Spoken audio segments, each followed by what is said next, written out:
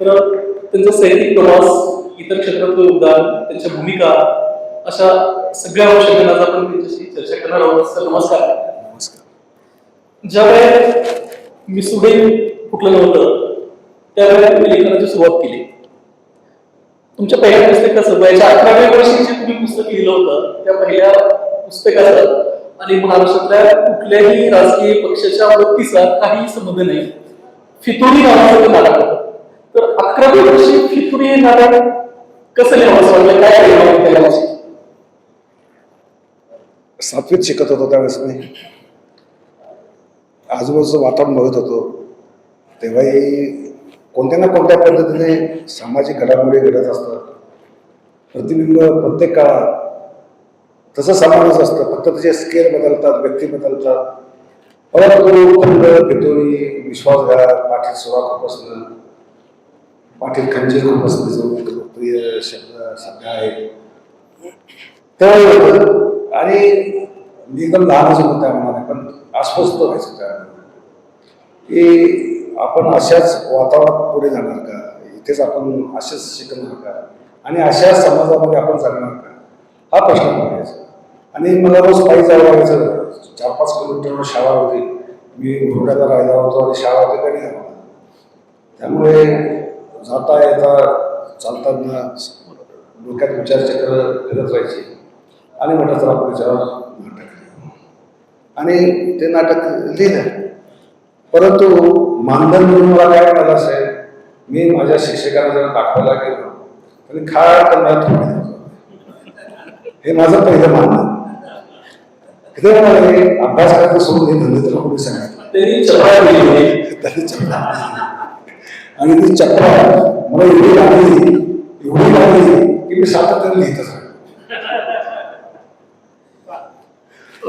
धर्म आणि माणूस हे दोन्ही विषय तुमच्या लेखनाचे केंद्रस्थानी आहे. आणि सर तुम्ही शालेय वयामध्येच एका धर्माची स्थापना केली होती. इतकंच नाही तर त्याची घटनाही लिहिली होती. काय प्रकार? तो प्रकार असा होता की 8वीला मी पुण्यात शिकायला आलो. 7वी तिकडेच केली गावाकडे.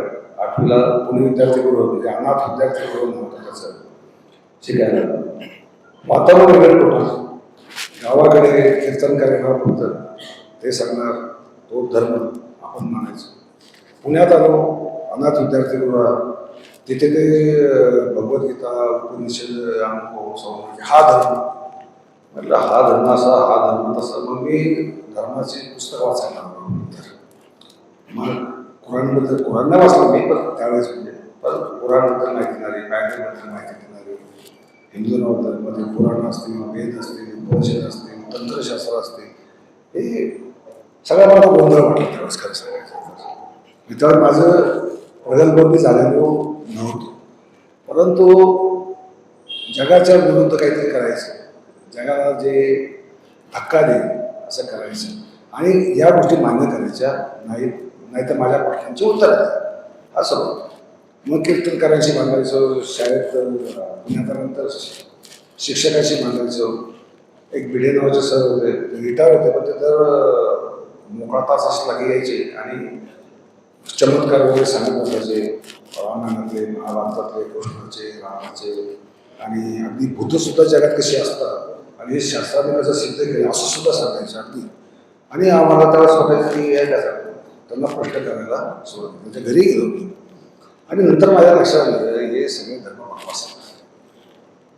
त्यापेक्षा आपण आपला धर्म का स्थापन करू नये. म्हणून सृष्टीची निर्मिती कसं झाली हा माझा एक दुसरा प्रश्न होता. तो विज्ञानाचा शिक्षक आहे की विश्वास झाले कशी. जर विश्व निर्माण झालं त्याला तेजोमय सिद्धांत पॉप्युलर होता. तेजोमय सिद्धांत जर पृथ्वीची निर्मिती जर झाली, एवढी उष्ण होती, त्याच्यावर मग हे समुद्र आणि जीवसृष्टी मुळात आली होती हा प्रश्न होता.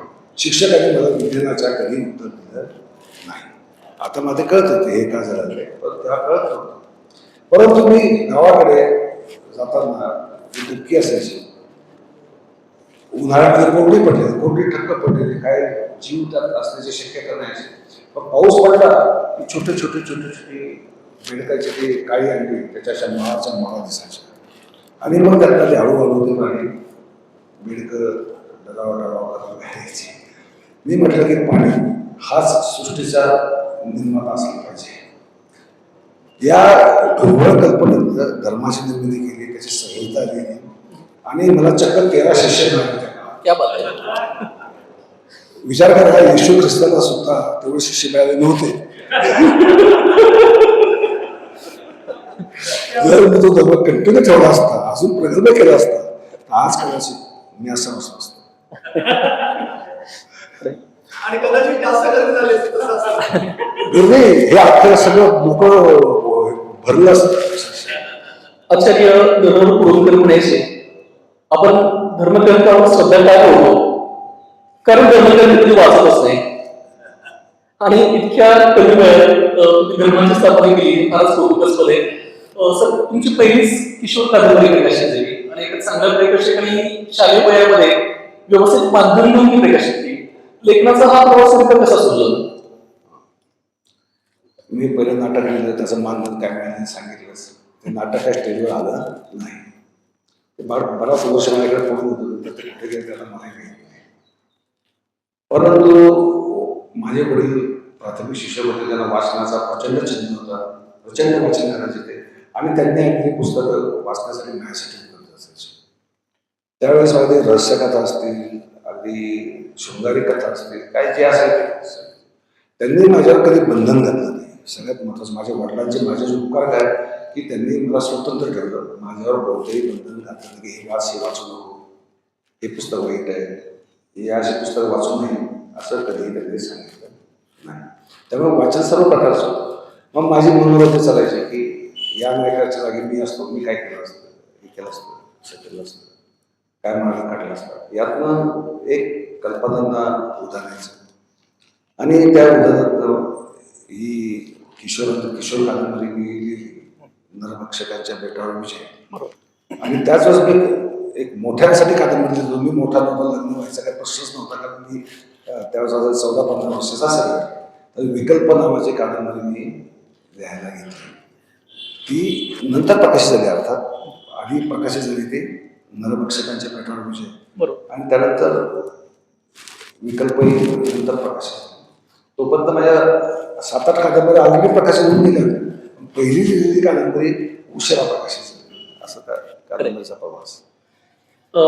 लोकशाही हा अधूनमधून चर्चेचा विषय आहे, त्यामुळे अधूनमधूनच प्रश्न विचारणार आहे.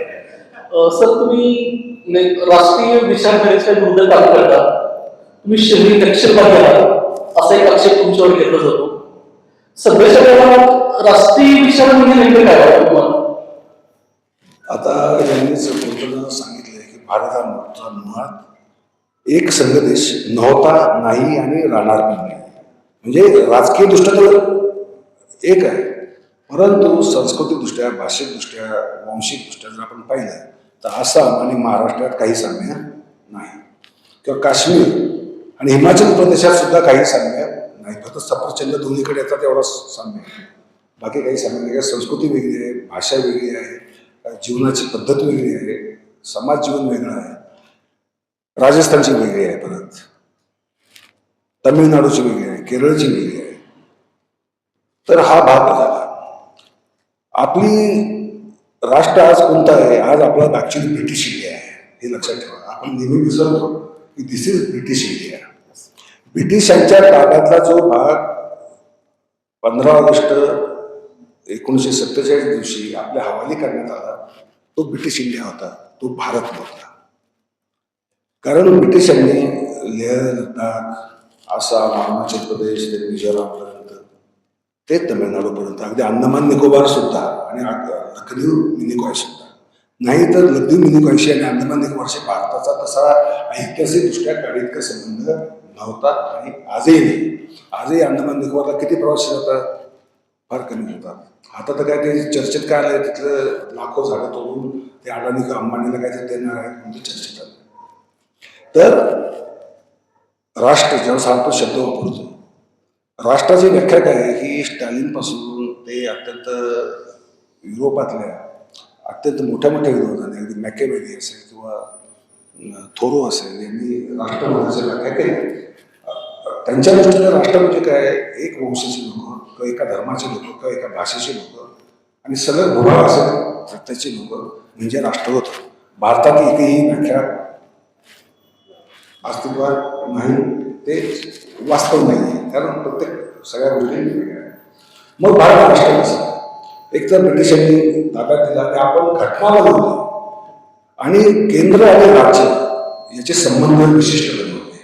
संघ राज्य पद्धती निर्माण केली. संघ राज्य म्हणजे काय? ही ऍक्च्युली अमेरिकेची पद्धत नाही, ही अत्यंत स्वतंत्र पद्धत आहे. म्हणजे राज्यांना अधिकार असतील, त्यांना कायदेही बनवता येतील काही ठराविक मर्यादेपर्यंत, त्यांना स्वतःलाही कर लावता पण येतील, बजेटही मांडता येईल, अगदी नगरपालिकेपर्यंत त्यांनी ते सगळं अधिकार दिले आणि केंद्राकडे जास्त अधिकार ठेवले की जे परराष्ट्र संबंध असेल, चलन असेल, रिझर्व्ह बँक असेल, असे केंद्र सरकारने ठेवले. या संबंधांमुळे राज्य अजून केंद्र सरकारशी आपले चिकटून आहे, दृढ संबंध जोडून आहे. ते वंशिक कारणाने नाही, ते काही धार्मिक कारणाने नाही. कारण धर्म जरी एक समजा आपण हिंदू जरी म्हटला तरी तमिळनाडूचा हिंदू आणि महाराष्ट्रातला हिंदू आणि पंजाबातला हिंदू यात साम्य नाही. लग्नाच्या पद्धती वेगळ्या आहेत, अगदी सामाजिक रीतिरिवाज वेगळे, खाण्याच्या पद्धती वेगळ्या आहेत. कुठे बंगालमध्ये गेला तर तिथल्या खाण्यापिण्याच्या पद्धती वेगळ्या आहेत. तिथे ब्राह्मणी मासे खातात आणि ते माशामध्ये शाकाहार समजतात आणि इतरत्र ते अमान्य, अगदी म्हणजे अखाद्य, अगदी म्हणजे काय म्हणतात त्याला, द्वेष केला तो, एवढा फरक आहे. हा फरक असल्यामुळे झालंय काय की केवळ घटना आहे आणि घटनेने जे संबंध निश्चित केले त्याप्रमाणे. पण याच्यात खोडा घालणारे लोक कोण आहे? आता दीनदयाळ उपाध्याय यांनी काय म्हटलंय? दीनदयाळ उपाध्याय आपल्या सगळ्यांना माहितीच असलेले कोण असतील ते म्हणजे संघाचे तत्वज्ञ. त्यांनी संघ राज्य कल्पना कम्प्लीट नाकारली. संघ राज्य नको, भारतामध्ये फक्त केंद्रीय सत्ता असली पाहिजे, राज्यांचं काम नाही, भाषेवर आधारित राज्य मान्य नाही. आता हे विचार प्रवाह वेगवेगळे असतात. कम्युनिस्ट आहे, कम्युनिस्टांना तर काहीच मान्य नाही, त्यांना घटनाही मान्य नाही, सशस्त्र लढा मान्य आहे आणि राष्ट्रवाद हा कम्युनिझममध्ये बसतच नाही. मुळात कम्युनिझम आणि राष्ट्र याचा संबंध येत नाही. त्यामुळे हा पण एक भारतामध्ये तो विचार प्रवाह आहे, भारतात तोही विचार प्रवाह आहे, हाही विचार प्रवाह आहे, भारतात अनेक विचार प्रवाह आहे आणि सगळे विचार प्रवाह एकमेकांशी संघर्ष करतात, वैचारिक संघर्ष. कधी कधी ते गुंतागुंतीवर येतात, हा भाग बघा, खूनही पडतात कधी कधी, हे पण वास्तव. पण असं असलं तरी भारत देश हा लोकशाही टिकवून ठेवू शकलाय, हे आपण भारतीय मनोवृत्तीचं एक आभार मानले पाहिजे. एरवी इतर देशामध्ये जर अशी स्थिती आज तशी असती तर जसं नेपाळमध्ये झालं, जसं खुद्द अमेरिकेत घडत आहे, लोक लाखोंच्या संख्येत रस्त्यावर येत आहेत, तसं भारतात होत नाही. सुदैवाने म्हणा का दुर्दैवाने म्हणा, परंतु लोकशाही टिकून आहे आणि त्यामुळे हा देश टिकेल.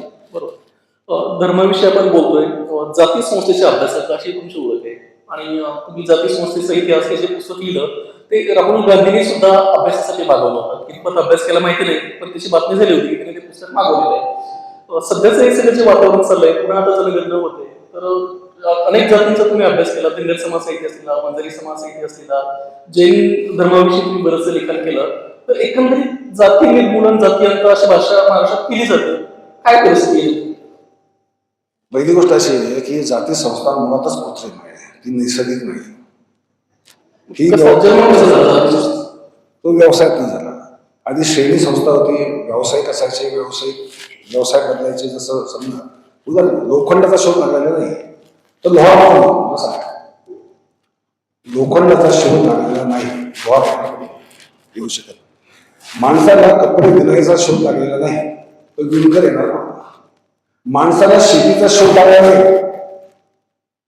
तर कुणबी मराठा येणार कुठला? शक्य आहे का? नाही. म्हणजे व्यवसायामुळे हे सगळे जाती पडत गेल्या आणि त्या स्थैर्य होत्या. म्हणजे व्यवसायात माणसं जायची. आता समजा कोणत्याही व्यवसायात चढ उतार असतात ना. काही व्यवसाय संपले, गावाच्या ओघात काही व्यवसाय संपले, त्या जाती नष्ट झाल्या. उदाहरणार्थ 2000 वर्षापूर्वी महाराष्ट्रात रथकार नावाची जात होती. रथकार हलिक नावाची जात होती, ओदयांत्रिक या नावाची जात होती. अशा 150 जाती आहेत बरं का. अशा 150 तिथे नष्ट झालेल्या आहेत. आज त्या जातीचा एकही तुम्हाला सापडणार नाही. म्हणजे जाती नष्ट होत नाहीत हा जो भ्रम आपण जो बाळगतो हा शिलालेखी पुराव्यातच तो सिद्ध होत नाही. त्यानंतर चौथी गोष्ट, घोरे GS घोरे नावाचे फार मोठे समाजशास्त्रज्ञ आहेत. त्यांनी 4थं शतक ते 8वं शतक या काळातले जे ताम्रपट आहे त्या ताम्रपटांचा फक्त अभ्यास केला. गुप्त काळ ते सामंतशाहीचा जो काळ नंतर त्याचा त्यात असं दिसलं की जवळपास गोत्रांची संख्या म्हणजे ब्राह्मणांचीच बद्दल होत्या, कारण ते ताम्रपट ते ब्राह्मणाचेच होते. काग्रहार दिले किंवा देलिया दिल्या अशा स्वरूपाचे ताम्रपट. विचार करा, गोत्र रत्नावलीमध्ये ऋग्वेदामध्ये गोत्रच नाहीये, महाभारतामध्ये फक्त 4 गोत्र आहेत. त्यानंतर ते गोत्रांसाठी 8 आहेत. बस एवढीच गोत्र, म्हणजे वशिष्ठ गोत्र असेल, विश्वामित्र गोत्र असेल, जमदग्नी गोत्र असेल, अशी गोत्र पण किती होती? मॅक्झिमम 8 मध्ये गेली होती. त्यानंतर या ताम्रपटांचा अभ्यास 4थ्या शतकानंतर गुप्त काळात तर 8व्या शतकात 450 गोत्र झाले. किती? त्यातली बरीचशी गोत्र नामं एवढी बनावटरित्या बनवली गेली की ही खरी नाही. फक्त ब्राह्मण असण्याचे सरकारकडून, म्हणजे जसं आता सरकारकडून फायदा घेण्यासाठी आपण कोणत्या तरी जातीचे दाखवायचा प्रयत्न करतो, तसं त्या काळात झालं असतं की दान धर्म मिळतोय, जमिनी मिळत आहे, गावाच्या गावं अग्रहार म्हणून मिळत आहे, म्हणून आम्ही त्यांची या पद्धतीने बनावट गोत्र तयार करून म्हणजे ब्राह्मण झाले. आणि आज भारतामध्ये आपण जे म्हणतो की ब्राह्मण विदेशी आहे, ब्राह्मण बाहेरचे आहे, बाहेर मिळाले पण ते मुठभर आले, 100-500च्या पेक्षा जास्त नाही. इथले जे ब्राह्मण आहे ते बहुवंशी हे लोकधर्मातला, म्हणजे जिथला आपला जो शिवशक्तीचा जो लोकधर्म आहे, आपण जिथे देवता पुजतो, कसोबा, मसोबा, खंडोबा, ज्योतिबा, बिराप्पा, बिरोबा असे जे पुजतो, त्याच समाजातले पुजारी होते. त्यांनी त्यातनं जर आपलं हे मिळतंय, मान जास्त मिळतोय म्हणून ते वैदिक धर्मात गेले आणि स्वाभाविकपणे आज आपण त्यांना कारण नसताना खरं म्हणजे ब्राह्मण तर माझं निर्माण केलं हा मूर्खपणाचा भाग आहे. ही मंडळी काय बाहेरची नव्हे, ही बाहेरचे संबंधच नाही, असू शकत नाही. नाही तर तमिळनाडूचा ब्राह्मण आणि काश्मीरचा ब्राह्मण एकसारखा दिसला असता, बरोबर आहे. राजस्थानचा ब्राह्मण आणि बंगाली ब्राह्मण एकसारखा दिसला असता, महाराष्ट्रातला कोकणस्थ ब्राह्मण आणि देशस्थ ब्राह्मण एकसारखा दिसला असता. तसं दिसतोय का? नाही. त्याच अनुषंगाने विचारायचं आहे की तुम्ही वैदिक अवैदिक असा एक वाद निर्माण करता आणि समाजामध्ये फूट पाडता, असं एका मोठं वर्ग सांगितलं आहे. तर हे काय नेमकं प्रकरण वैदिक अवैदिक? कसं आहे, या 2 गोष्टी आहेत. धर्म 2 वेगळे असण्याची साधी सरळ लक्षणं असतात. एक असतं तुमचं कर्मकांड, तुमचे मान्य ग्रंथ, तुमची जीवन पद्धती आणि एक जीवनाकडे पाहण्याचं तत्वज्ञान. बरोबर. हे 4 दृष्टिकोनानं धर्म तुमचा एक आहे का, दुसरा आहे का, तिसरा आहे का, चौथा आहे का, 5वा आहे का, 6वा आहे. तुम्ही मुस्लिम आहात का, ख्रिश्चन आहात, हिंदू आहात का, वैदिक आहात, हे त्याच्यामध्ये सरळ सरळ कळतं. त्याच्यामध्ये मी काही वाद निर्माण करतो का फूट निर्माण करतोय अशाला काहीही भाग नाही. फक्त जो इतिहास आहे हा धर्माचा इतिहास कुतूहलात निर्माण झालेला आहे की असं का, जर आपल्याला अमुक गोष्ट चालते ही इकडे का चालत आणि इकडे जी चालते ती इकडे का चालत. आता उदाहरण तो गंमत सांगतो.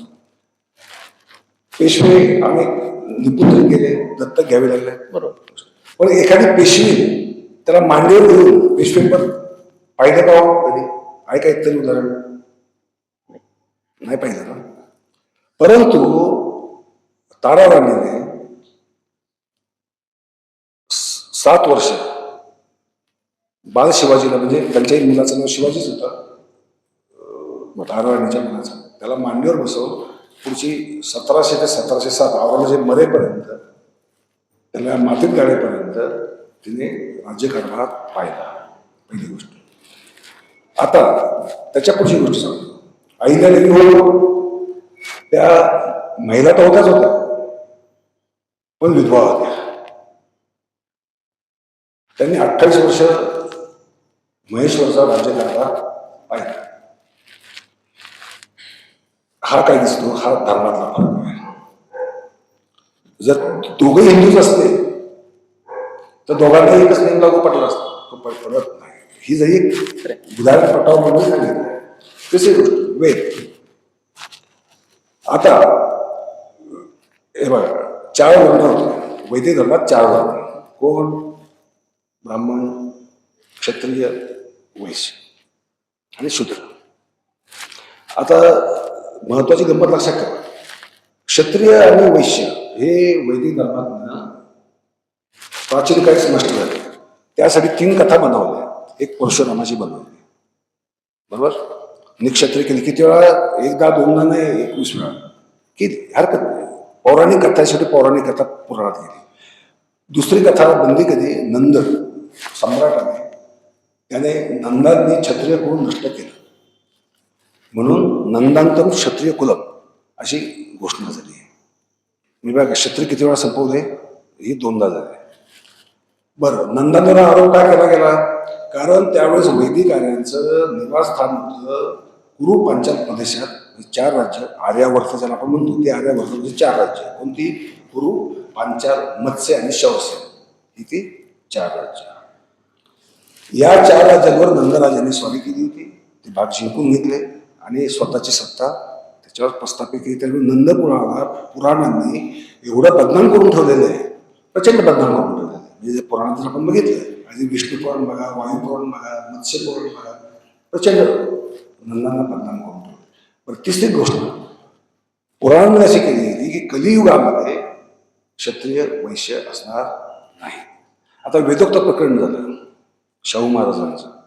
त्यावेळेस लोकमान्य टिळक काय म्हणतात? लोकमान्य टिळकाचा धर्माचा अभ्यास होताना त्यांच्यावर अभ्यास कोणीच म्हणजे गेल्या 1.5 शतकात झालेलंच नाही.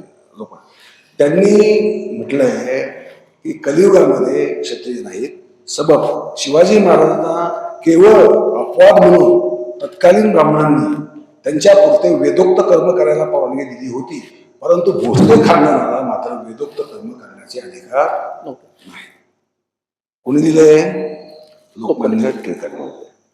आता जर वैदिक धर्माचा असतो तर वेद वाचायची मला परवानगी पाहिजे. धर्म नाही. आता आम्ही वाचू शकतो, तो भाग वेगळा. मी तर आता वेद एवढा वेळा वाचले, कोणी वैदिकांनी वाचले नसते, एवढा वेळा वाचले. परंतु त्यावेळेस भौतिक परवानगी नव्हती. ते काना शिस्त घालण्यावर ह्या बकवास गोष्टी, त्याच्यावर माझा विश्वास नाही मनुस्मृतीच्या. परंतु वेद वाचायला बंदी, धर्मशास्त्रात काय दिले वाचायला बंदी. म्हणजे एखाद्या मुस्लिमाला कुराण वाचायची बंदी असते का? असते का? ख्रिश्चनला बायबल वाचायची बंदी असते का? नसते. तशीच वैदिकाला मात्र वेद वाचायचा अधिकार असतो, आहेच तो, आणि तो असावा, कारण तो त्याचा धर्मग्रंथ आहे. आम्हाला नाही, तो आमचा धर्मग्रंथ नाही. म्हणजे धर्म 2 झाले की नाहीत? तर याच्यामध्ये फूट पाडण्याचा प्रकार नाहीच आहे. कारण तो वास्तव, सामाजिक वास्तव सरळ दिसतंय आपल्याला, हे 2 फूट आहे. आणि अकारण खरं सांगतो, वेदोक्ताच्या वेळेस सुद्धा समाजाची चूक अशी झाली की धर्म 2 वेगळे आहेत, हा फरक लक्षात न आल्यामुळे हा वाद झाला. नाही हा वाद झाला नसता आणि समाजामध्ये शांती राहिली असते, असं मला वाटतं. सर, तुम्ही दहशतवादाचे लोके असं एक छान पुस्तक लिहिलं. त्यात वेगवेगळ्या धर्मांचा दहशतवाद हा केंद्रस्थानी आहे. खूप वेगळा आणि चांगला अभ्यासपूर्ण पुस्तक आहे. हे पुस्तक लिहिताना तुम्ही दुसरीकडे मात्र मान्य करताय की येशू ख्रिस्त नावाचा पुढे माणूस झालाच नाही, येशू ख्रिस्त नव्हताच. काय नेमकं? आता 2 गोष्टी. दहशतवादाचा काढला धर्मांचा, सर्वच धर्मात दहशतवादी आहेत, त्यात काही शंका नाही. येशू ख्रिस्त स्वतः खरोखर झाला का? तो झाला नाही असं मला माझा अभ्यास सांगतो. रोमन साम्राज्याच्या काळात त्याला एक राजकीय कारण आहे. म्हणजे सम्राट अशोकामध्ये जे सांगितलं जातं की कलिंग युद्ध झालं, मग खूप दुःख झालं, म्हणून सम्राट अशोकाने बौद्ध धर्म स्वीकारला. हे सांगितलं सगळ्यांना, ते तोंडपाठ आहे सगळ्यांना. पण तेही सगळं नाही. कारण प्रत्यक्ष पुरावा आपण दिवस पाहतो, शिलालेख आपण दिवस पाहतो. कारण कलिंगच्या युद्धाचा शिलालेख शहाबाज गडी अफगाणिस्तानात आहे. असायला करून पाहिजे होता कलिंगमध्ये का ओडिसामध्ये असायला पाहिजे होता. ही पहिली गोष्ट. त्यानंतर सम्राट अशोक ते देवानंद पियदसी म्हणजे अशोक असं नाही, कारण देवानंद पियदसी ही मौर्य घराण्यातल्या सर्व सम्राटांनी वापरलेली माती आहे. त्यामध्ये सर्व शिलालेख सम्राट अशोकाचे सिद्ध होत नाही. ही दुसरी गोष्ट. तिसरी गोष्ट अशी की सम्राट अशोकाचे शिलालेख आहेत ते मस्सी म्हणून नाव आहे साऊथमध्ये, मस्सी, त्याला मस्सीचा शिलालेख म्हणतात. तो फार त्याच्यामुळे लोकांना कळालं की देवानंद प्रियदर्शी अशोक हा शिलालेख आहे, म्हणून ते सगळे देवानंद प्रियदर्शी नाव असणारे शिलालेख सगळे अशोकाचे गृहीत धरण्यात आले. प्रत्यक्षात दशरथाचे शिलालेख आहेत, समृद्धीचे शिलालेख आहेत, मौर्य सम्राटच आहेत. त्यामुळे तसंच येशू ख्रिस्ताचं झालं. येशू रोमन सम्राटाला काय झालं होतं त्यावेळेस 2 प्रॉब्लेम झाले होते रोमन सम्राटाचा. त्यांचा जो धर्म होता तो ग्रीक तत्वज्ञानावर आणि देवतांमध्ये थोडीशी नावं बदलून आधारित होता. तो काही सर्व लोकांना धरून ठेवू शकत होता, कारण त्यांचं साम्राज्य वाढलं होतं, प्रचंड वाढलं होतं. म्हणजे आफ्रिकेचा काही भाग, मध्य आशियाचा काही भाग, युरोप तर सर्वच हा रोमन साम्राज्य आला होता. मग हा सगळ्यांना एकत्र ठेवायचा. त्यात झालं काय की अवेस्त्याचा पारशी धर्म जो आहे, पारशी धर्म रोमन साम्राज्यात पसरायला लागला होता. आणि त्यावेळेस हे जे काही लोक आहेत, खरं म्हणजे ख्रिस्ती धर्माचा संस्थापक जॉन, जो शिष्य होता, म्हणजे जो शिष्य म्हणून तो स्वतःला, पण तो जॉन, त्या जॉनने हे कॅरेक्टर क्रिएट केलं. येशू ख्रिस्त नावाचं कॅरेक्टर जोडणी ते क्रिएट केलं. ते कॅरेक्टर क्रिएट केलं. आणि रोमन साम्राज्यापासून सांगितलं की पर्शियाचा धर्म जर पसरला तर पर्शियन साम्राज्य, लक्षात घ्या, पर्शियन साम्राज्य पण फार महत्वाचं होतं त्या काळात. अगदी म्हणजे फार महत्वाचं मोठं साम्राज्य होतं. आणि जर पर्शियन धर्म जरी झाला तर रोमन साम्राज्याचा पराभव करायला वेळ लागणार नाही. त्यामुळे रोमन साम्राज्याने त्यांनी कथा निर्माण केली की टायबर नदीवरचा पूल, त्याच्यावर मला क्रॉस दिसला, असं रोमन सम्राटाने कॉन्स्टन्टाईनने घोषित केलं. आणि त्याने ख्रिस्ती धर्म स्वीकारला आणि तो आपल्या राज्याचा अधिकृत धर्म असेल असे घोषित केले. जर कॉन्स्टन्टाईनने जर त्यावेळेस हे केलं नसतं तर आज युरोपचा धर्म ख्रिस्ती नव्हे तो पारशी असतो. क्या बात आहे. सर, तुमच्या कादंबरी बेस्ट सेलर ठरल्या, यशोवरून सगळ्यासाठी अनुपानिपत, कलगी, ओडिसी, असंख्य यादीच आहे. पण भारतातल्या काही मार्गांचा अभ्यास करण्यासाठी तुम्ही हिमालयामध्ये गेलो, काय करणं साधलं, काय विषय होता?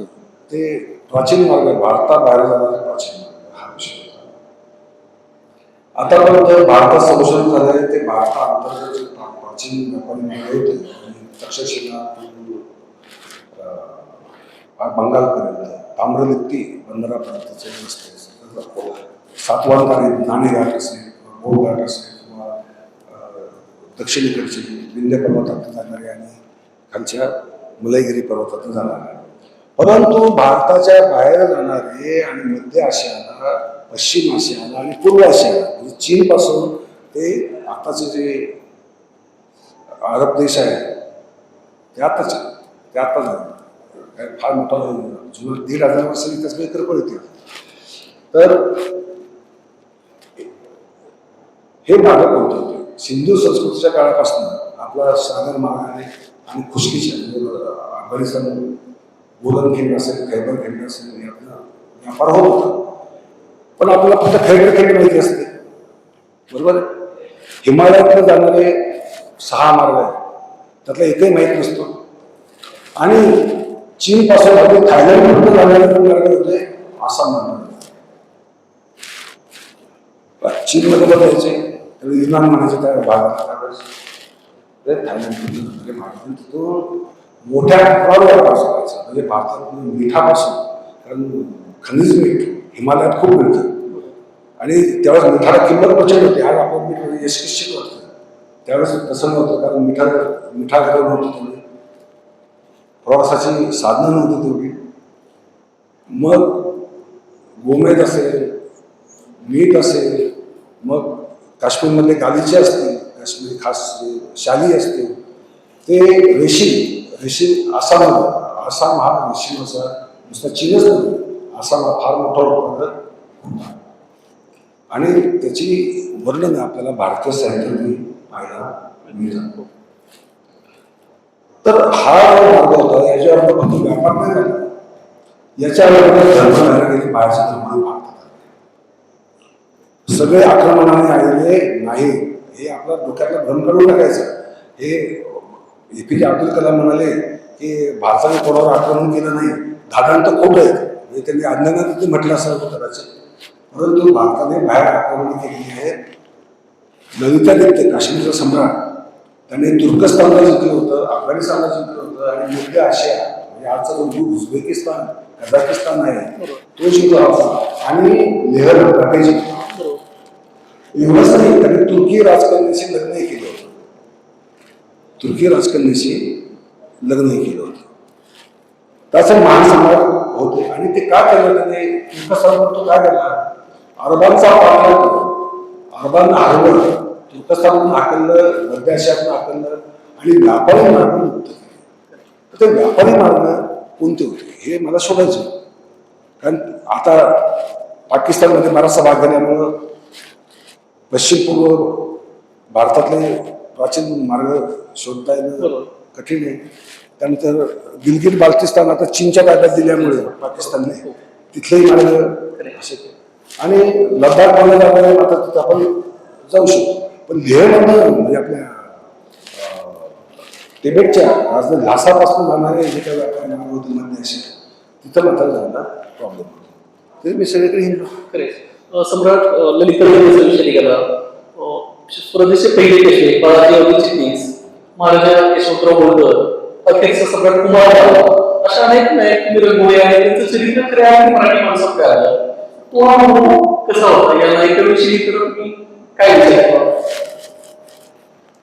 काय झालं की ज्याला आपण ब्लॅक होल्स म्हणतो ना, सायन्समध्ये ब्लॅक होल्स आहेत, तसे आपल्या भारताच्या इतिहासातील ब्लॅक होल्स आहेत. म्हणजे बऱ्याचशा लोकांचे आपण इतिहास गायब करून टाकले किंवा त्याच्याकडे लक्ष दिलं नाही किंवा त्याचा जो अभ्यास करायला पाहिजे तो अभ्यास केला नाही.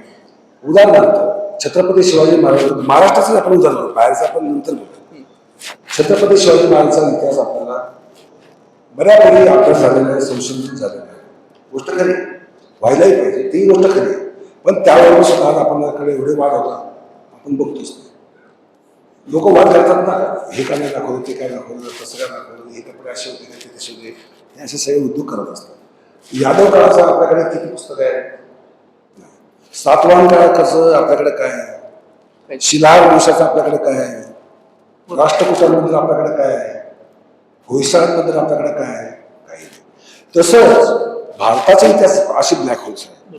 आता कुमार सोमनाथचं मंदिर गजनीच्या मुहम्मदाने उद्ध्वस्त केलं हे आपल्याला माहिती असतं, परंतु त्याचा जीर्णोद्धार करणारा कुमारपाल होता हे आपल्याला माहिती असतं. पहिला जीर्णोद्धार आणि आधी ते लाकडी मंदिर होतं, ते लाकडी मंदिर दगडामध्ये बांधणारा कुमारपाल होता हे आपल्याला माहिती नसतं.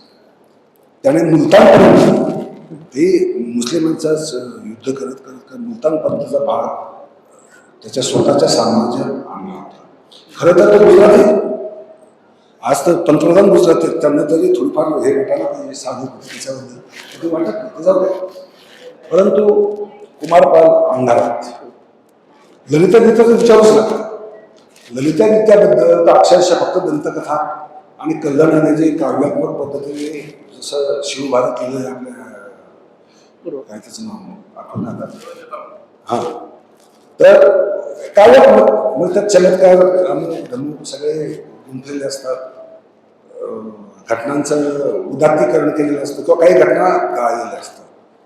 मग मला त्याचा इतिहास शोधण्यासाठी अरबी साधनं, मध्य आशियातली साधनं, चिनी साधनं, भारतीय साधनं, भारतीय शिलालेख या सगळ्यांची सांगड घालून त्याचा तो मला सगळ्यात कष्टाचं काम म्हणजे ललितादित्य होतं.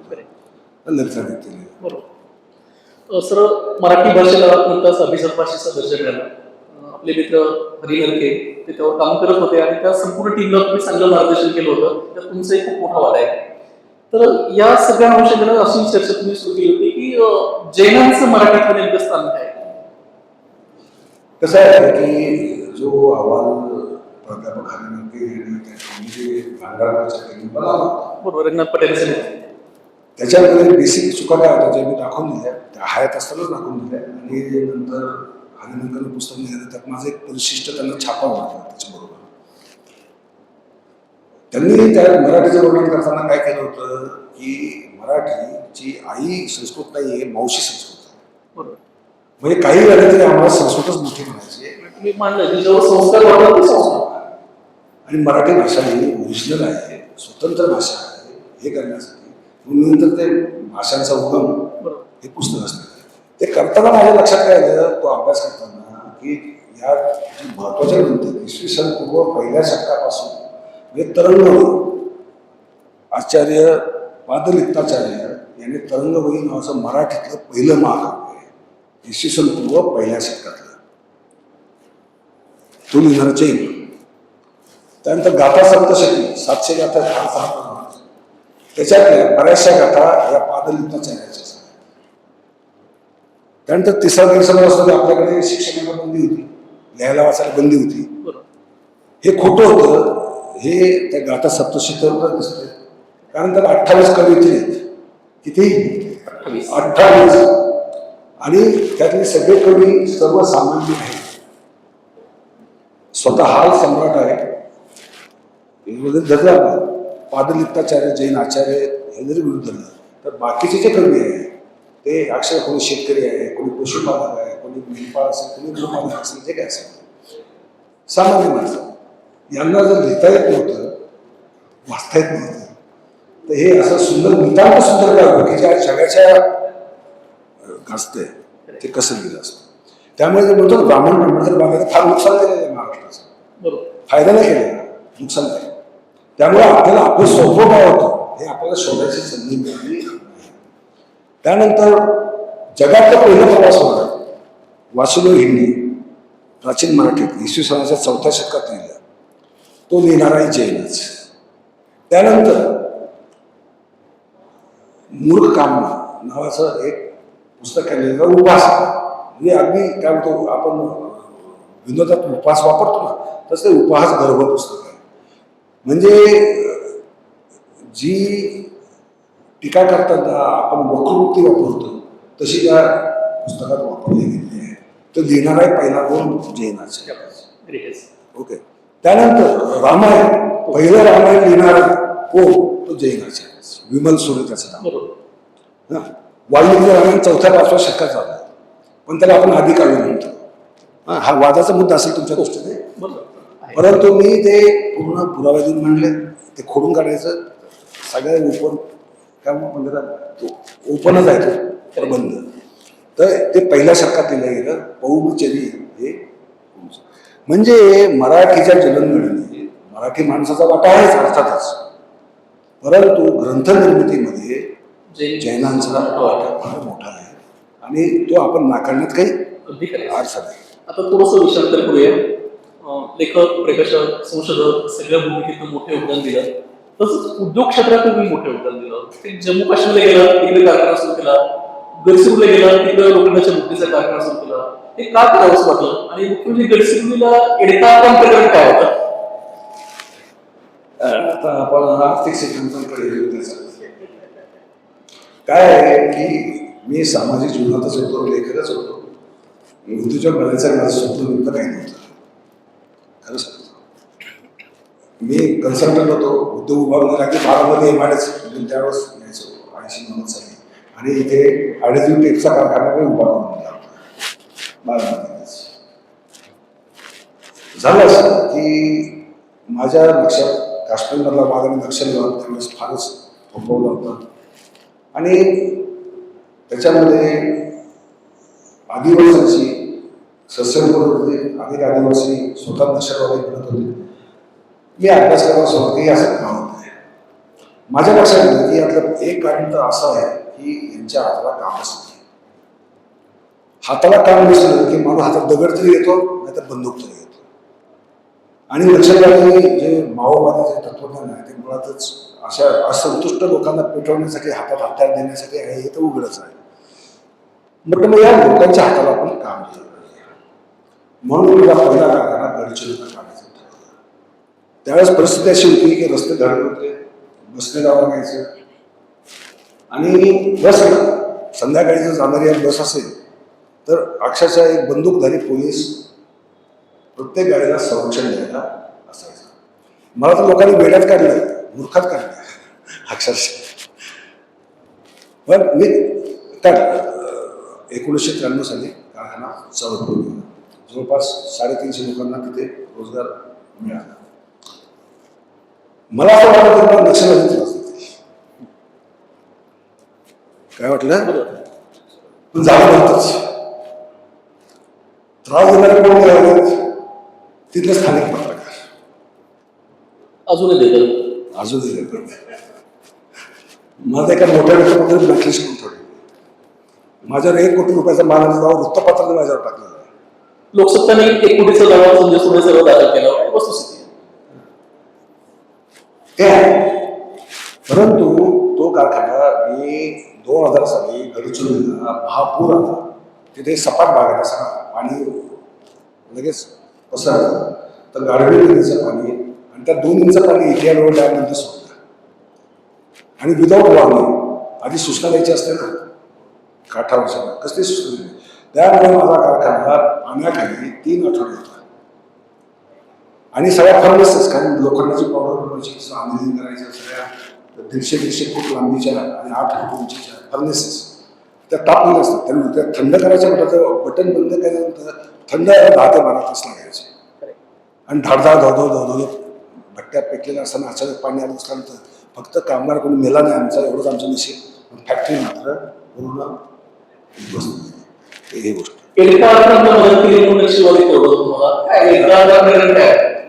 आता या प्रकरणात एका इथे पुन्हा थोडासा वृत्तपत्राचा दोष आहे, पोलिसांचा सर्वात जास्त दोष आहे. एडका नावाचा एक सगळा गरीब आदिवासी होता. आता हे नक्षलवादी काय करायचे, रात्री बेरात्री कोणाच तरी घरात बसायचे आणि आपली बंदूक दाखवून त्यांना खायला प्यायला मागायचे. सगळं तिथे तरी करूच स्वयंपाक खानावळी नव्हत्या त्याच्यासाठी. त्यामुळे असं एका आता आमच्या घरात गेले, जेवढे खावले गेले सुद्धा. पोलिसांचा दुसऱ्याची छापा की तू नक्षलवाद्याचा खाणार आहेस म्हणून ते एका चालवला किती 8 आणि त्याला वाटे गडचिरोलीला आणेपर्यंत वाटेतच त्याला गोळ्या घालून त्याचा एन्काउंटर केला. त्याचा एन्काउंटर केला. ही घटना मला करून मी तिथे आता कारखाना असल्यामुळे आठवड्यात तो गडचिरोली जात असल्यामुळे त्याच्या स्थानिक वृत्ती भरपूर. त्यामुळे एडका तर खरोखर काय काय याची माहिती काय आणि त्याचं परिवार लहान मुलं त्यावेळेस म्हणजे याला मदत परिवाराला केली पाहिजे. एडकाचा मला देऊ शकत मदत केली. ज्याला असेल मला एस पीचाच बोलवणार एस पीच बोलवलं सरस्वत काय म्हणे तुम्ही लक्षात समाजाला म्हणजे तुम्ही उद्योगपती तुम्ही लक्षात शत्रू असाल तुम्ही त्या नक्षलवाद्यांना मदत करता म्हणजे तुम्ही शत्रू. आणि म्हणजे मी त्यांना सांगितलं म्हटलं माणुसकीच्या नात्याने मदत केली आहे, याच्यात नक्षलवादाशी किंवा शत्रुत्वाचा काही संबंध नाही. तो म्हटला मग आमचा पोलिस नक्षलवादी मारताना त्यावेळेस आम्ही पैसे दिले असं तिला एसपी त्याचं नाव लक्षण आहे, त्याचं करिअर मी बघा नंतर लक्षात आहे. मी आता शांत आहे, तेव्हा शांत नव्हतं. झालं असं की या लक्ष्मण साहेबांची की शेवटी नांदेडचे पोलीस प्रशिक्षक असतात ना, पोलिसांना प्रशिक्षण तिथे त्याची बदली करायला लावली. एवढा पण त्याचा व्हायचा तो परिणाम झाला. पोलिसांनी माझी कायमचं शत्रुत्व घेतलं आणि मला काय केलं यांना माहितीच आहे थोडंफार. एडका तर ठीक आहे, पण मग अमेरिकेचं अमेरिकन रेडिओवर मुलाखत देऊन त्यांना दर्शक काय करावं झालं असं की 2001 साली बाळासाहेब ठाकरेंचंच असते माझ्या इंग्रजी कार्यक्रमाचं प्रकाशन झालं होतं. किती कार्यक्रम कधी नव्हते कुठे किस्सा झाला.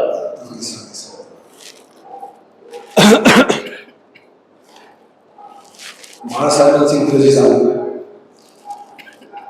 गणेश महाराज बाळासाहेब त्यांचे इंग्रजी सांगितलं म्हणजे इंग्रजी कादंबरीचं प्रकाशन बाळासाहेब इंग्रजी बोलणार. मग कोहिनूर हॉटेलमध्ये मी त्यांचा केला. बाळासाहेब बसले गप्पा मारत त्या महापौराला झाडलं ते झालं का तुम्ही हे काय केलं ते काय केलं म्हणजे फार आहे. पण खाजगीमध्ये बाळासाहेब फार वेगळे होते म्हणजे मला जे अनुभव आहे ते खाजगीमध्ये झालं काय लोक जमली चालायचा कार्यक्रम सुरू करायचा. मग माझ्या खांद्यावर आठवला मला विचार संजय माझ्या फिरंगी किती येते फिरंगी किती आहेत सर एकही नाही एकही फिरंगी नाही त्यामुळे आपण इंग्रजीत कशाला बोलायचं आपण मराठीतच बोलू. मग तुमचं भाषण माझे इथून पडते मला तर भाषण करता येत नव्हतं मी वाचून दाखवायचं मी माझं भाषण इंग्रजीत करून बोललो आणि लेखकाला पहिलं बोलावं लागतं ना आता करायचं काय फिरंगीचं एकही नाही खरं तरच ही इंग्रजी भाषा मग आपण मराठीत माझ्या मागे सुभाष भेंडे असलेले होते मी इंग्रजी भाषण काढलं आणि तसं ते भाषण एवढं भरकटायला लागलं का ते जमेन मी ते अर्धवट भाषण सोडलं आणि थँक्यू म्हणून बसलो. भेंडेंनी विचारलं मला काय झालं तुझं मी त्यांना हातात काय केलं धमाल. मग अमेरिकन रेडिओ हे पुस्तक प्रकाशित झालं. बाळासाहेब ठाकरेंनी त्यावेळेस घोषणा केली. त्यावेळेस 6 खासदारांचा पाठिंबा होता ना सरकारला. जर ते संवेदन रूमचा काही प्रॉब्लेम चालू होता तुम्हाला आठवत असेल सगळ्यांना त्यांनी घोषणा जी केली ना की आम्ही पाठिंबा बाहेर काढून येऊ ती किती माझ्या काय त्याचा तोटा असा होतो की पुस्तक प्रकाशनाची बातमी आलीच नाही. नेहमीच होतं साहित्य परिषदेत सुद्धा तुम्ही अगदी गंधारी कार्यक्रमाची बातमी तिथे झालं ते नंतर मी हा अमेरिकेचा किस्सा पूर्ण करतो. तर त्यामुळे झालं काय की एका पुस्तकाच्या प्रकाशन समारंभात बाळासाहेब ठाकरे असेल नाही एवढाच उल्लेख आणि मी दिसतोय बाळासाहेबांच्या माझा बॉडीगार्ड सारखा सगळ्या फोटोमध्ये टीव्हीवर 40 वर्ष सगळीकडे मी जो काही बॉडीगार्ड आहे त्यावेळेस माझी तब्येत जरा चांगली होती बरी होती म्हणजे मॉडेलिंग. तर मग पुस्तक जगभर वितरित झालं अमेरिकेत वितरित झालं. मग तिथल्या मीडियाचे मला फोन यायला की तुम्ही या तुमच्याशी वार्तालाप कारण ती राजीव गांधीचा खून एटीट्यूड जो केला त्या बॅकग्राऊंडवर ती काढायला होती. त्यासाठी मी श्रीलंकेतही गेलो होतो बेकायदा गेलो अर्थात बेकायदेशीर विदाउट पासपोर्ट विदाउट व्हिसा श्रीलंकेत गेलो होतो. एलटीटीच्या लोकांना भेटलो होतो आणि जेवढी माहिती मिळवता येईल तेवढी माहिती मिळवतो. हे पुस्तक लिहिलं त्यात मी काही उल्लेख केला नव्हता कारण ते उल्लेख केल्यामुळे मला इथे येऊन एलटीटी किंवा कोलंबो पोलिसांनी मला मारलं असतं तो भाग वेगळा. तर मी गेलो अमेरिकेत गेलो होतो लेखकांना भेटलो तिथल्या प्रकाशकांना भेटलो लेखकांना भेटलो आणि पत्रकारांना मुलाखत दिली आणि रेडिओला मुलाखत दिली. रेडिओवर मला 2 रेडिओने पर्टिक्युलर प्रश्न विचारला की तुमच्या दृष्टीने जगातलं सगळ्यात दहशतवादी राष्ट्र कोणतं. त्यांना वाटलं की मी पाकिस्तान म्हणेन कारण भारत पाकिस्तान वगैरे म्हणजे सगळ्या जगात असणारं वगैरे आहे पण मी नाही समजा मी मागं अमेरिका ज्या देशात मी तुम्हाला मुलाखत अमेरिका काळात रेड इंडियनचा संहार केला. एक अणुबॉम्ब टाकून एका सेकंदामध्ये 5 लाख लोक हिरोशिमा नागासाकीत मारले. मध्यपूर्वतील सगळ्या युद्धांना पुरवठा करणारा कोण अमेरिका.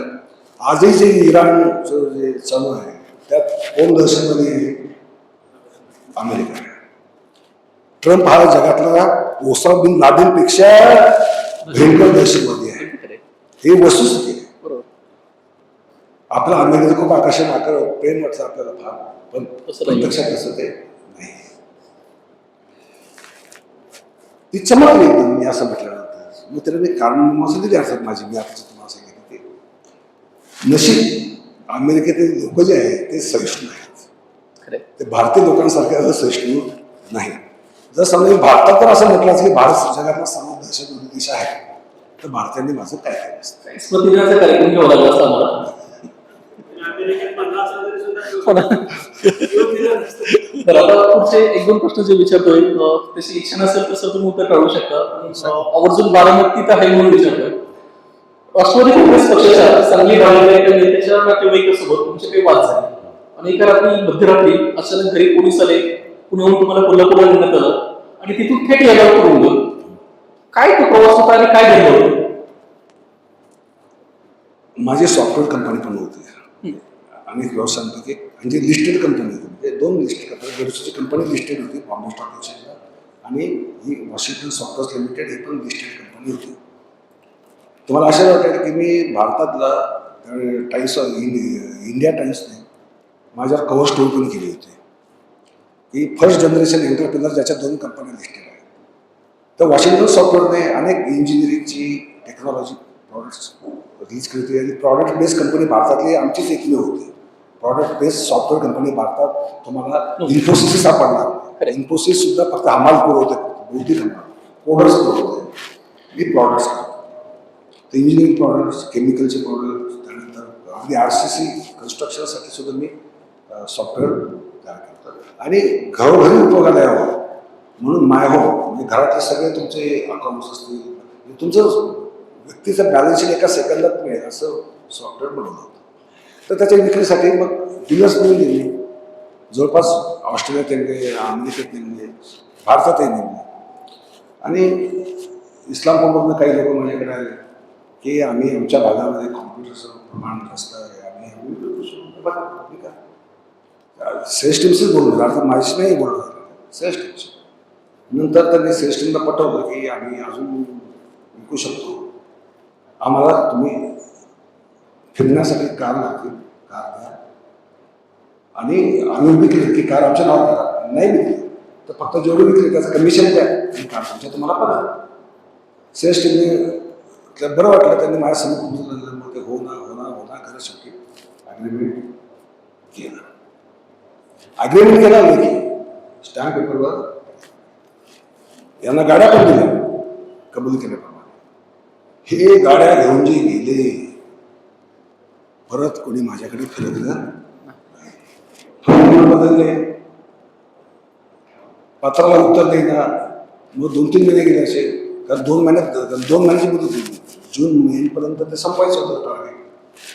जुलै ऑगस्टमध्ये नोटीस पाठवली, नोटीसला उत्तर नाही. मग आता काय करायचं? गाड्या तर कंपनीच्या आहेत, शेवटी कंपनी आणि व्यक्ती फरक आहे ना. म्हटलं यांच्यावर केस करा. मग कोर्टात केस केली. कोर्टात काय केलं, पोलिसांना फॉर्म दिले की तपास करा आणि गाड्या जप्त करून आणा. पोलीस त्यांच्या प्रमाणे दिले आणि त्यांनी 2 गाड्या जप्त करून दिल्या. 1 गाडी मात्र जप्त झाली नाही. 2 गाड्या जप्त झाल्या, त्या 2 गाड्या माझ्या कुठं नाही, पण 2 आरोपी अटक केली होती. त्यांना कराडला असताना कोणी पोलीस कमिशनरचा फोन गेला आणि त्याचे विठ्ठल शिंदे म्हणून पेसाय होते. ते म्हणते सर माझी नोकरी जाईल, तुम्ही मला तोंडी आदेश नका, लेखी आदेश. तो म्हणजे तुला काय करायचं? विठ्ठल शिंदे येऊन माझ्या पाया पडले. म्हटलं सर त्याचा उच्चार करून माझी नोकरी जाईल. मला गाड्यांमध्ये इंटरेस्ट होता, मला काय कोणाला अरेस्ट व्हावं, कोणाला त्रास व्हावा, माझी सगळं म्हणून मी त्यावेळेस काही तो विषय मिळाला. म्हटलं गाडी आल्या आपल्याला माझा कोर्टात, मग आमच्या ताब्यातही मिळाल्या.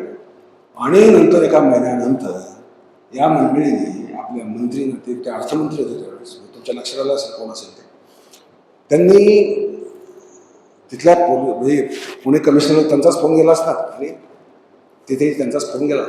त्यांनी माझ्या विरुद्ध मी त्यांना 32 लाख रुपयांना फसवलं असा गुन्हा दाखल केला. याची तारीख मार्च 2003. आज किती वर्ष झाली? 23 वर्ष झाली. बरोबर, 23 वर्षात अजूनही केस पुढे जात आहे, मागे पण जात आहे, फक्त तारखा पण मग ते पूर्वज अटक केल्यानंतर जामीन नाही, कारण तिला कोर्टाने, न्यायालय सुद्धा आपल्याला माहिती दिशे असतात, त्यांनी जामीनच दिलं नाही. हायकोर्टात जामीन द्यायचं. मग त्यावेळेस नेमकं काय झालं, तर माझं दुर्दैव म्हणा का त्यांनी ते प्लॅनिंगच असं केलं होतं. ते दिलीप कर्णिकची केस म्हणून आठवत असेल, पेपर तपासणी करण्यात घोटाळा झाला होता MPSC, बरोबर. ती केस चालू होती, उन्हाळ्याची सुट्टी असल्यामुळं एकच बेंच बसला होता. बरोबर. त्यामुळे झालं असं की माझी तारीखच येईल ना, असे मला 52 दिवस काढावे लागले सांगलीच्या जेलमध्ये. दुर्दैव आहे सगळ्या व्यवस्थेचं ते. मी मृत्युंजय देशमुखी या कादंबरीच्या प्रेरणेचं मूळ या प्रसंगाला आहे. पहा, मी नाटकही लिहिलं आणि कादंबरी लिहिली. कादंबरी मी मृत्युंजय मी समाज. आता मला काय झालं की संभाजी महाराजांचं जे जीवन आहे म्हणजे त्यांना राज्यावर येण्यासाठी काय संघर्ष करावा लागला. पन्हाळ्यावरून कसे ते काही झाले होते तिथं ते सुटून कसे रायगडावर आले. त्यांनी मग नंतर राजारामांना आणि यांना नजरकैदेत ठेवून राज्याभिषेक करून घेतला हा. आणि त्याच्यानंतरचे सगळे पराक्रम अगदी वसईचे पराक्रम, पोर्तुगीजांचे विरुद्धचे पराक्रम, ब्रिटिशांचे मुघलांविरुद्धचे पराक्रम हे सगळे पराक्रम आपल्याला माहीत असतात. परंतु संभाजी महाराजांना पकडलं गेलं आणि मारलं गेलं. तो जो 39 दिवसाचा प्रवास आहे त्यावेळेला मात्र आपले कादंबरीकार गप्प बसतात किंवा थोडक्यात ते लिहितात. मला प्रश्न असा पडला, हे पहा मी थोडक्यात सांगायचं, मी प्रश्न उपस्थित करतो प्रश्नाचा त्याच्यामुळे मी एवढं करू शकतो. प्रश्न जर विचारलं नसतं हे काय झालं असतं. धर्म स्थापन करणे प्रश्न विचारले म्हणून मला कशाला केलं असतं मस्तच राहिलं नाही खरं. तर माझ्या लक्षात आलं की संभाजी महाराजांना पकडून नेणं हे फक्त एका व्यक्तीचं जे नेहमी आरोप केला होतो ते त्याचं काम नाही. तर औरंगजेबाला संभाजी महाराज पन्हाळ्यावर याच्यावर विशाळगडावर हे त्यांना कसं कळलं. कारण औरंगजेबाने मुकरब खानाला पत्र दिलेलं आहे की त्याला ते जहागीरदार म्हणायचे. संभाजी महाराजांना जहागीरदार की जहागीरदार आता खेळण्यावर आहे, खेळण्या किल्ल्यावर तू तातडीने तिथे जा आणि त्याला ताब्यात घे. मग हे नेमकं कारस्थान काय आहे हा नंबर एक भाग होता. दुसरा भाग होता त्यांना काय वाटलं असं की ज्या वेळेस राजाराम महाराज राज्याभिषेक करून घेतात, भाऊ राज्याभिषेक झालेला आपला भाऊ अजून जिवंत आहे, अजून त्याला मारलेला नाही, राज्याभिषेक कसा करू शकतो. दुसरी गोष्ट एक लढता येत नसतं, युद्ध करता येत नाही, सैन्य प्रचंड होतं. तुम्ही वकील तरी पाळू शकत होता, तडजोड करता येते. छत्रपती शिवाजी महाराजांनी मिर्झा राजे जयसिंगशी ज्याप्रमाणे तडजोडच केली ना त्यावेळेस, तडजोड करायला काही हरकत नव्हती. तशी तडजोड काय झाली, एकही वकील काय गेला नाही. आणि संगमेश्वर ते बहादूरगड एवढं अंतर जिथे मराठ्यांचे एवढे किल्ले घाटमार्ग आहे तेथे त्याला अडवायचा प्रयत्न आणि संभाजी महाराज सुट्टा करायचा प्रयत्न काय, हे महत्वाचे प्रश्न होते आणि याची उत्तर इतिहासाला अजूनही देता आली नाही. बरोबर. कादंबरीच्या माध्यमातून खूप प्रभावीपणे साधले. मग अशी म्हटलं कोणाचा आता दुसरा प्रश्न आहे, मराठीत मुळात भूमिका घेणारे लेखक राहिलेच नाहीत. अपवादात्मक उदाहरण म्हणून तुमच्याकडे बघितलं जातं. अनेक गंभीर प्रश्नावर तुम्ही ठाम भूमिका घेतलात आणि कधी माघार घेतली. तर अॅट्रॉसिटी कायदा रद्द करा अशी मागणी तुम्ही केलेली आहे, त्यामागची नेमकी काय आहे? सारी भूमिका आहे घटनेला गृहीत धरूनच ती भूमिका आहे. घटनेत वास्तविकताच मुद्दे सांगतात. कायद्यामध्ये गुन्ह्याच्या क्रिमिनल ऍक्टमध्ये कोणत्याही गुन्ह्याबद्दल सगळ्यांना सर्व खून केला मग तो कोणत्या जातीच्या माणसाने केला याला हे नाही, फाशी यालाही फाशी त्यालाही फाशी. अॅट्रॉसिटी कायद्यात मात्र ही समता नाही. म्हणजे एखाद्याने ब्राह्मणाला शिवाय दिला तर ब्राह्मण त्याच्यावर अॅट्रॉसिटी करू शकत नाही. जातीयवाचक शिवाय केला तर, किंवा मराठ्याला शिवाय दिला तर मराठा, ओबीसीला दिल्या ओबीसीचा माणूस काही करू शकत नाही. पण ओबीसीने किंवा ब्राह्मणाने किंवा मराठ्याने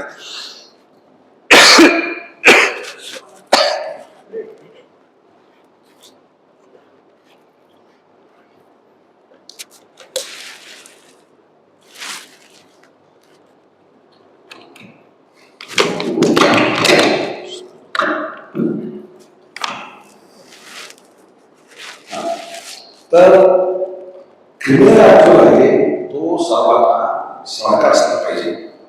मग अॅट्रॉसिटी ऍक्ट ही विषमता काढणार. बरं, बाबासाहेब त्या ऍक्टच्या विरोधात होते. बाबासाहेबांनी तो ऍक्ट केला नाही. तो राजीव गांधीचं सरकार झालं विश्वनाथ प्रताप सिंगचं सरकार येणं त्यावेळेस तो ऍक्ट बनला, तो राजकीय कारणासाठी बनला. तो काही सामाजिक कारणासाठी बनलेला ऍक्ट येऊन मंडळ राजकीय कारणासाठी केला, तो सामाजिक कारणासाठी नाही. हे आपण वास्तव सांगतो. आला तसे फायदे झाले, तोटे झाले, काय झाले तो हा वेगळा आहे. परंतु कारण आहे त्याच्या मागचं. लोकशाहीबद्दल जर बघायचं म्हटलं तर लोकशाही कशाला म्हणतात की सर्व लोकांचं हित करते ते लोकशाही. लोकांचं राज्य आहे लोकशाही. पण राजकीय हेतू धरून जर कोणताही निर्णय घेतला जात असेल किंवा कोणताही गोष्ट आली असेल, मग हे राम मंदिर बनलं असेल त्याला पंतप्रधानांनी का नाही द्यायला पाहिजे. कारण भारतीय राज्यघटना आहे ती कोणत्याही धर्माचं सरकार नसेल, कोणत्याही धर्माचं नसेल, तो खाजगी जीवनात कोणत्याही धर्माला असू शकतो असं असू शकतो. मग ते काय चालतं हे झालं. परंतु अट्रॉसिटी ऍक्टमध्ये गोंधळ असा होतो की अट्रॉसिटी ऍक्टचे फायदे ज्या वर्गाला आहे त्यांनी एकमेकांना शिव्या देत होते. म्हणजे एससी एसटीला शिव्या दिली त्याच्यावर अट्रॉसिटी होत नाही. परंतु एससी एसटीने जे अट्रॉसिटी ऍक्टचे त्यांना कवच नाही, त्यांना किती शिव्या दिल्या तर त्यांना मात्र काहीच होऊ शकत नाही. म्हणजे आता एक तर ऍक्ट आहे आणि तो घटनात्मक नाही आहे. म्हणून मी अट्रॉसिटी ऍक्ट एक तर तो रद्द करा, नाही तर मग सगळ्यांनी लागू करा. म्हणजे कोणी ब्राह्मणाला शिवी दिली तरी अट्रॉसिटी लागला पाहिजे, दलिताला शिवी दिली तरी अट्रॉसिटी लागला पाहिजे, ओबीसीला शिवी दिली तरी अट्रॉसिटी लागला पाहिजे. कायद्याचं माप हे सर्वांना सारखंच असलं पाहिजे आणि घटना हेच सांगते. आणि मी घटनात्मक दृष्ट्या अट्रॉसिटी ऍक्ट रद्द करावा ही मागणी केली, हायकोर्टातही गेलो होतो. परंतु ऐका, यामुळे मी महाराष्ट्रात एवढा टोल झालो. अरे तो जन्मसिद्ध अधिकार आहे तुमचा. सर आता समारोपाकडे जातो आपण. म्हणजे तुम्ही मनमोहन यांनी म्हटलं होतं की उद्याचा कालिदास जर अनवाणी पायरी जात असेल तर त्या अब्रू तेशी नाही राजा भोजेशी जाते. त्यामुळे त्याची काळजी करू नका, अब्रू राजा भोजेशी जाते. अॅट्रॉसिटीचा विषय आहे, आरक्षण आहे, वाघ्या पुतळा आहे, अनेक गंभीर विषय तुम्ही सातत्यानं मानले. तेव्हा खरंच खूप ट्रोल झाला. लेखक म्हणून तेव्हा तुमच्यावर अन्याय झाला असं वाटतं का? खूप क्रिएटिव्ह लिखाण तुम्ही केलं, या वादात अडकल्यामुळं त्या लिखाणावर परिणाम झाले. खरं तर नाही झालं. याचं कारण असं आहे की मी कंपार्टमेंट जेव्हा लेखक असतो, कादंबरीकार असतो तर फक्त कादंबरीकार असतो, तेव्हा मी इतिहासकार नसतो, काही नसतो, तर तो चिंतकही नसतो असं म्हटलं तरी चालेल. मी फक्त पात्र जगत असतो. त्यावेळेस जी पात्र मी लिहितो ती जगत असतो. ज्यावेळेस मी इतिहास लिहित असतो त्यावेळेस मी पूर्ण वेगळं असतो. तिथे मी फक्त फॅक्ट्स काय आहे फॅक्ट्स काय नाही एवढंच. कोणाला आवडेल कोणाला आवडणार नाही असा विचार करून मी आयुष्यात लेखन केलं नाही. ते माझ्याकडनं होऊ शकत नाही. आवडो अथवा न आवडो याची मी परवाही करत नाही. ते मी एक लेखन संपलं म्हणून दुसऱ्या लेखनाच्या मागे लागतो. आधीचं काय झालं ते परमेश्वर झाले आणि लोक झाले. खूपच छान सर. म्हणजे आज अनेक विषयावर आपण त्यांच्याशी चर्चा केली आहे. खूप विषय राहिलेले आहेत. म्हणजे हा माणूस किती क्षेत्रात आणि काय काय करतो हे जर सांगायचं ठरलं आजची रात्री आपला अपुरी पडेल. पुन्हा सर मला लोकही मनमोहन आठवतात. किनीकरांच्या विषयी बोलताना त्यांनी लिहिलं होतं, भविष्यात जेव्हा कधी दगडाचे भाव कमी होतील तेव्हा पुतळा माझा उभारणार आधी किनीकर खोदा. तर त्यातलं किनीकर कडून फक्त आधी संजय सोबणी खोदा एवढंच या निमित्तानं मी सांगतोय. खूप खूप धन्यवाद. आपण या कार्यक्रमात सविस्तर मोकळेपणे उत्तरे दिली. सगळ्यांच्या अनेक प्रश्नांचं त्यातून निरसन झालं असेल. सातत्यानं आपण संवाद साधत राहूया. असंख्य प्रश्न आहेत. बोलायचं त्याला तुमच्याशी आणि लिहायचंय तुमच्याविषयी, वाद घालायचा आहे ते करतच राहू. ही प्रक्रिया निरंतर सुरू राहील. आज सर्व टीमच्या वतीनं आपले मनपूर्वक आभार मानतो. धन्यवाद देतो. धन्यवाद.